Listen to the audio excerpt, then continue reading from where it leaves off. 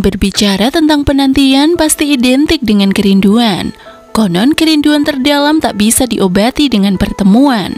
Kerinduan itu telah merasuk ke dalam jiwa. Maka meski sesuatu atau seseorang yang kita rindukan sudah di depan mata, kita masih akan terus merindukannya. Sesungguhnya kerinduan adalah sebuah rasa yang sulit didefinisikan dalam sebuah penantian. Seringkali rindu terhalang oleh jarak dan waktu, dan tak jarang status sosial juga bisa menjadi penghalangnya. Dan bagi mereka yang sedang merasakan kerinduan dalam penantian tak berujung, mungkin satu film ini bisa menjadi penyemangat. Film ini diperankan oleh Kareena Kapoor dan Tushar Kapoor. Film bergenre romance garapan Aman dan Rumi Jeffrey serta Bolu Khan ini ditayangkan pada tahun 2002. Kala itu film ini mampu membuat penonton hanyut dalam ceritanya, mengisahkan tentang penantian sepasang kekasih. Mereka adalah teman masa kecil yang telah membuat janji akan selalu bersama. Namun lagi-lagi, status sosial menjadi masalah terbesar dalam percintaan. Sang ayah dari si gadis tak setuju. Diceritakan 12 tahun kemudian, saat mereka tumbuh dewasa, mereka bertemu kembali. Namun di sini si gadis telah mengubah namanya dan membuat si pria tak bisa mengenalinya. Lalu bagaimana kisah mereka selanjutnya? Dari cerita singkat tersebut, apakah kamu tahu film apa yang akan kita ulas kali ini? Jika kamu tahu, dalam bahasa Indonesia, film ini memiliki judul yang sangat romantis. Kamu harus hidup hanya untukku, bersumpahlah. Cina sirfu mere liye, Cina sirfu mere liye, kasam se. Tanpa berlama-lama, langsung aja kita ke ceritanya. Dan jangan lupa seperti biasa, siapkan camilan dan kopi, serta yang paling penting, ambil pelajarannya. Pinky adalah anak perempuan dari pengusaha kaya raya. Ia memiliki sahabat baik bernama Karan. Diceritakan Karan adalah yatim piatu. Suatu hari sang ayah mengajak Pinky kecil untuk pindah keluar kota. Lalu Pinky dan Karan membuat janji akan tetap menjaga dan saling mencari saat dewasa. Bahkan mereka saling menukarkan hadiah sebagai pengobat rindu. Pinky memberikan Karan sebuah jam kecil. Jam tersebut rupanya terdapat foto Pinky dan bisa mengeluarkan musik. Sementara itu, Karan memberikan Pinky sebuah patung kecil pemujaan. Setelah berpisah, Karan diadopsi oleh seorang pria bernama Mahendra. Mereka pun tinggal di Mumbai. Diketahui Mahendra telah beristri dan memiliki seorang putri bernama Priya. Diceritakan Karan sangat menyayangi Priya. Ia telah dianggap seperti adiknya sendiri. Di keluarga itu, Karan sangat disayangi. Ia seperti telah menjadi bagian dari keluarga Mahendra. 12 tahun kemudian, Karan kuliah dan bekerja di toko alat musik milik ayahnya. Ia telah tumbuh menjadi pemuda yang sangat baik. Di sisi lain, ia juga selalu menyimpan hadiah dari Pinky dengan baik. Sekalipun ia tak pernah lalai menjaga hadiah itu. Dimanapun dan kapanpun, rupanya Karan selalu mencintai dan merindukan Pinky. Diceritakan setiap tahunnya Karan selalu mengunjungi kuil di desa di mana dia dan Pinky dulu sering bermain bersama. Namun sayangnya mereka tak pernah bertemu lagi. Meskipun begitu, Karan yakin suatu hari ia akan bertemu dengan Pinky. Sementara itu, ternyata Pinky kuliah di Oxford University, Inggris. Tak berbeda dengan Karan, Pinky juga selalu menjaga hadiah dari Karan dengan sangat baik. Suatu ketika, ia memutuskan untuk kembali ke India karena ingin mencari cinta sejatinya, Karan. Namun tak diduga, Pinky telah merubah namanya sebagai Pooja. Kendati demikian, hatinya selalu sama dan tak pernah berubah. Sama halnya dengan Karan, ia sangat yakin bahwa suatu hari ia akan bertemu dengan Karan. Ikatan antara Pinky dan Karan begitu kuat. Keduanya saling menjaga hati, percaya dan saling mencari satu sama lain meskipun kini mereka tak tahu wajah masing-masing. Hingga seorang gadis mulai tertarik pada Karan, tapi Karan tak tertarik sedikit pun. ia menolak dengan halus dan memberitahu gadis itu bahwa di dalam hatinya hanya ada satu nama. Diceritakan Karen tak sengaja hampir menabrak bajai yang memuat satu penumpang, seorang gadis bernama Sima. Sima mendatangi Karen dan melabraknya. Lantas sebagai permintaan maafnya, Karen mengantarkan Sima ke tempat tujuannya. Ternyata hari itu Sima sedang terburu-buru untuk wawancara kerja. Singkat cerita, Sima datang tepat waktu. Berkat karakternya yang penceria, ia langsung diterima sebagai reporter. Namun begitu melihat Karen, Sima ingin mengenalnya lebih dekat. Ia sadar bahwa Karen adalah pria yang baik. Akhirnya, ia berbohong pada Karen bahwa gara-gara Karen ia tak mendapatkan pekerjaan dan tasnya hilang karena insiden bajai. Di dalam tas Sima ada beberapa lembar uang untuk bertahan hidup selama kurang lebih 5 hari. Sima meminta Karen untuk bertanggung jawab akan hal itu. Dengan begitu Sima akan punya alasan untuk bisa terus berhubungan dengan Karen. Ia juga minta agar selama 5 hari Karen mengantar dan menjemputnya kemanapun ia pergi. Sima sempat bertanya apakah Karen sudah memiliki pacar.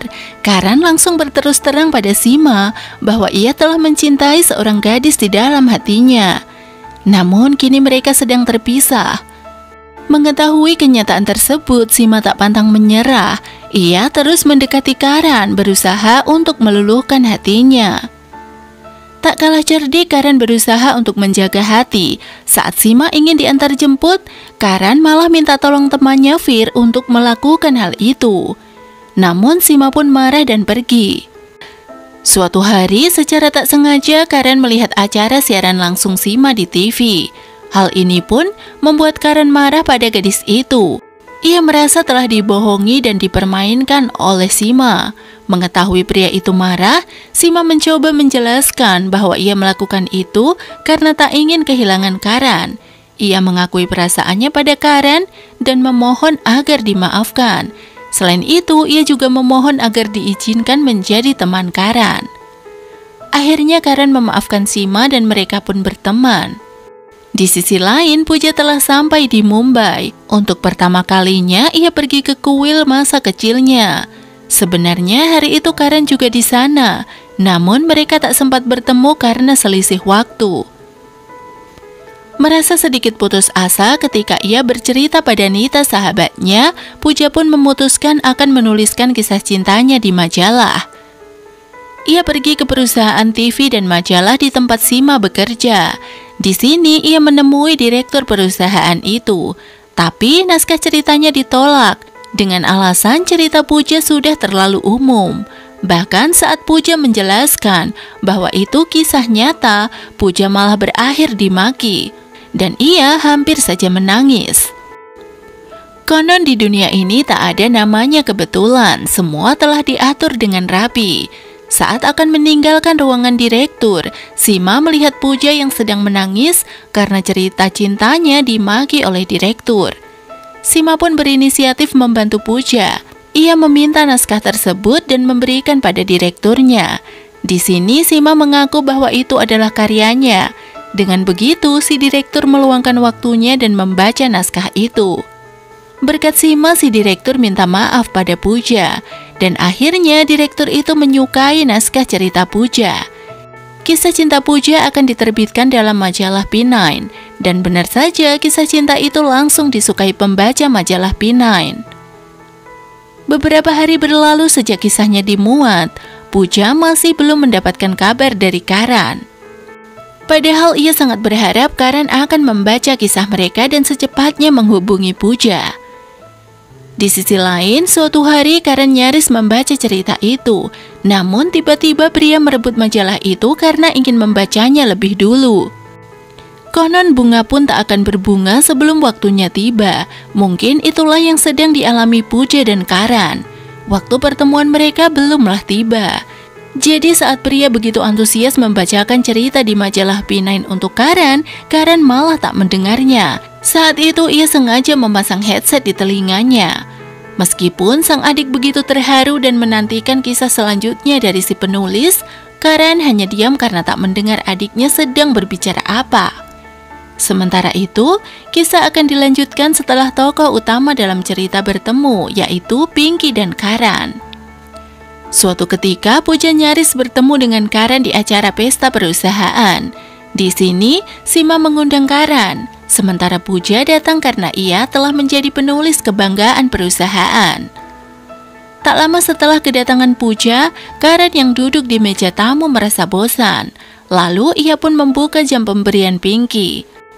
Begitu jam dibuka, Pooja yang ada di seberang ruangan kebingungan mencari sumber suara yang terdengar di setiap pengeras suara.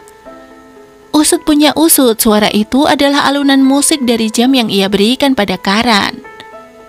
Singkat cerita, Pooja telah berdiri tepat di belakang Karan. Namun jam itu telah disimpan kembali oleh Karan, sehingga Pooja tak sempat melihatnya. Pooja masih kebingungan mencari Karan sampai tak fokus saat Sima memperkenalkannya pada Karan. Tanpa Pooja tahu, pria yang ia cari kesana kemari ada di hadapannya, namun ia tak mengenalinya. Hari berikutnya, masalah muncul di keluarga Karan. Pria gagal lamaran karena kesalahan Karan. Ternyata Karan pernah menghancurkan kaca mobil Chammer pria secara tak sengaja di masa lalu. Kala itu Karan sedang menghajar berandalan yang hendak mencuri jam Pinky. Merasa menjadi penyebab gagalnya pernikahan sang adik, Karan memohon agar dimaafkan oleh si Chammer. Namun ia malah berakhir dimaki. Tak terima dengan perlakuan kasar calon besan pada Karan, Mahendra langsung mengusir calon besannya.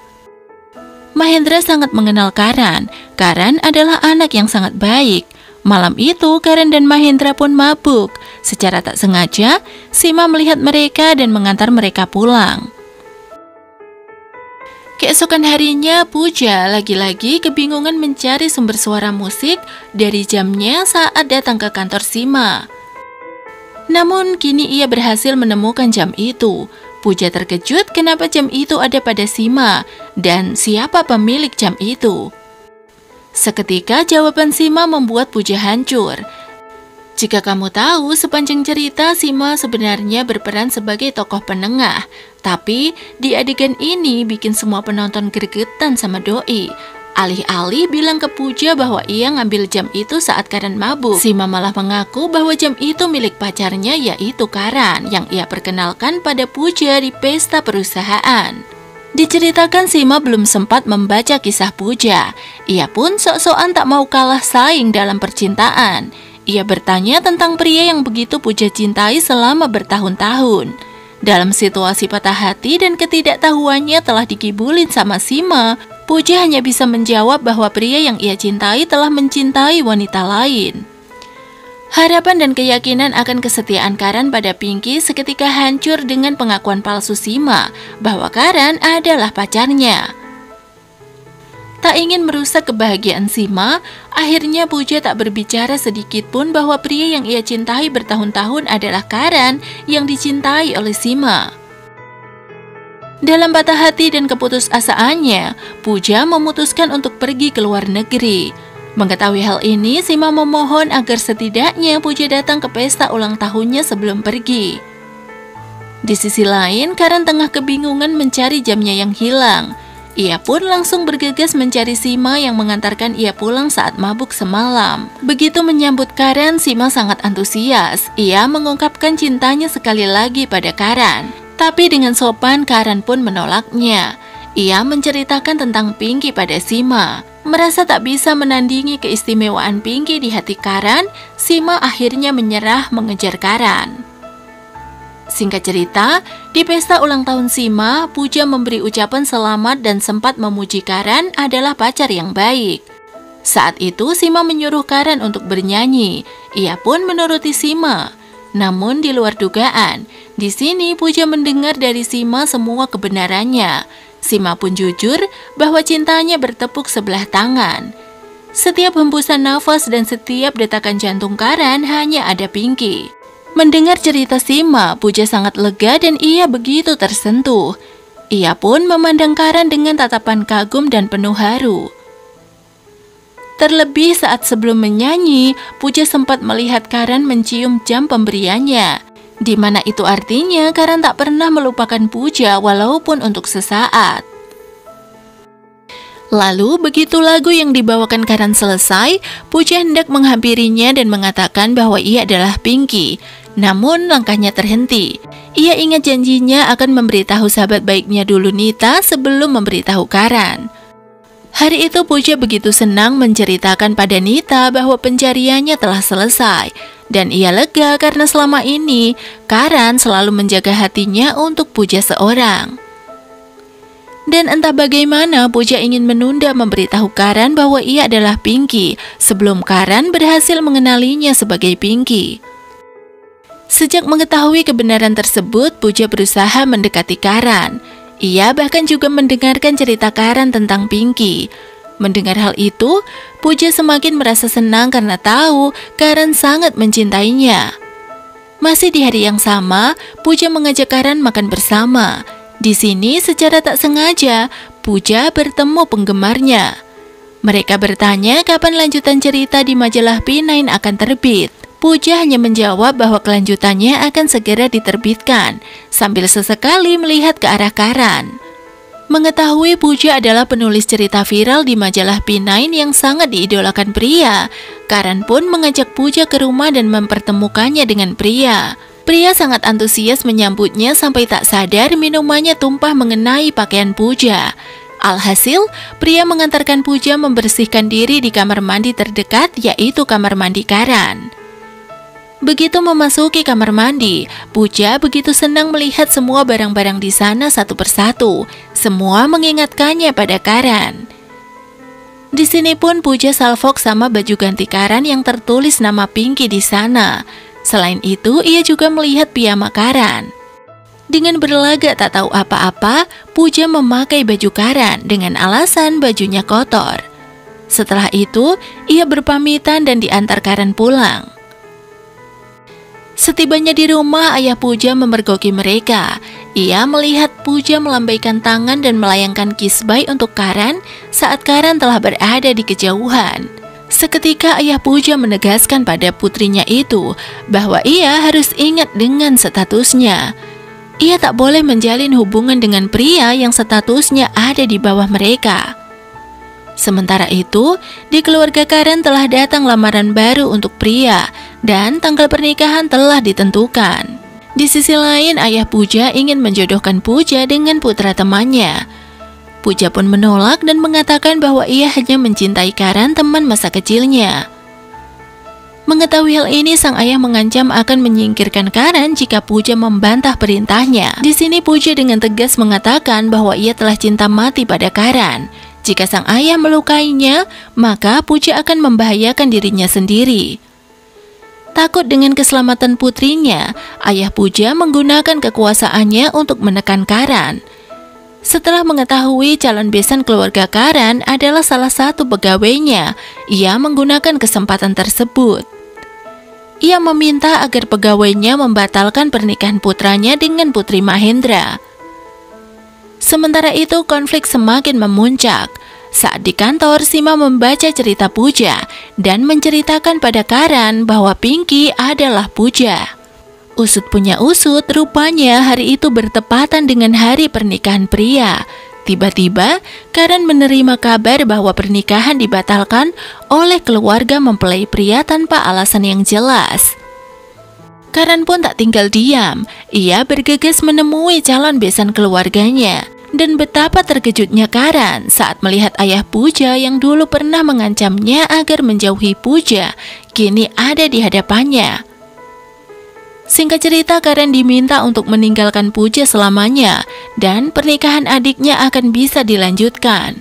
Dalam kebingungan itu, Karan terpaksa memilih adiknya sebagai balas budinya untuk keluarga Mahendra.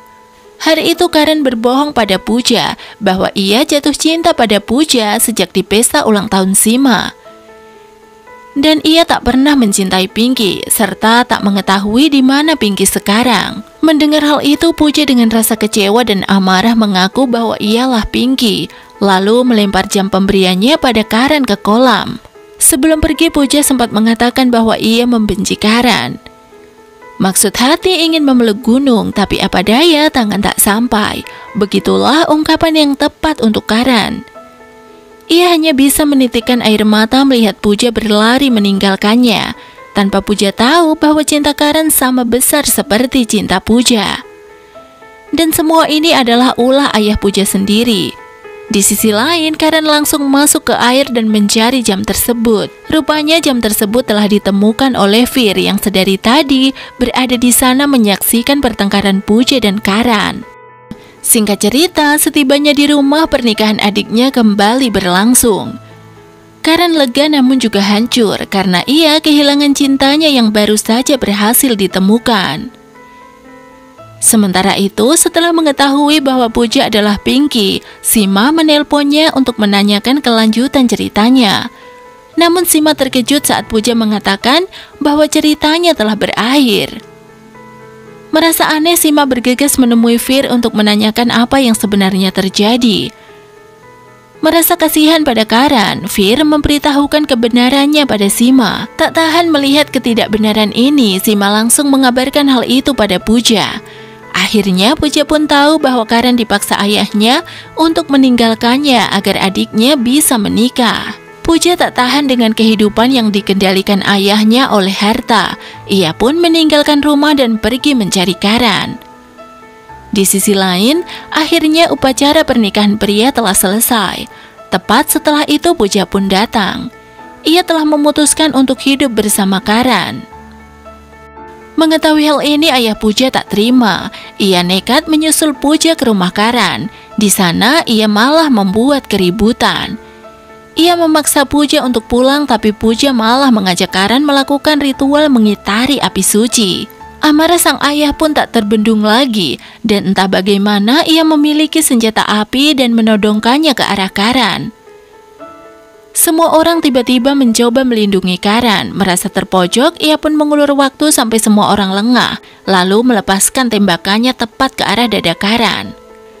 Takdir nampak telah mengikat Karan dan Puja. Cipratan darah Karan mengenai dahi Puja seperti sebuah sindur. Semua orang panik dan langsung melarikan Karan ke rumah sakit. Mulai proses operasi sampai selesai, Puja tak berhenti menangis dan berdoa. Sampai akhirnya Puja mendatangi Karan dan memanggil namanya.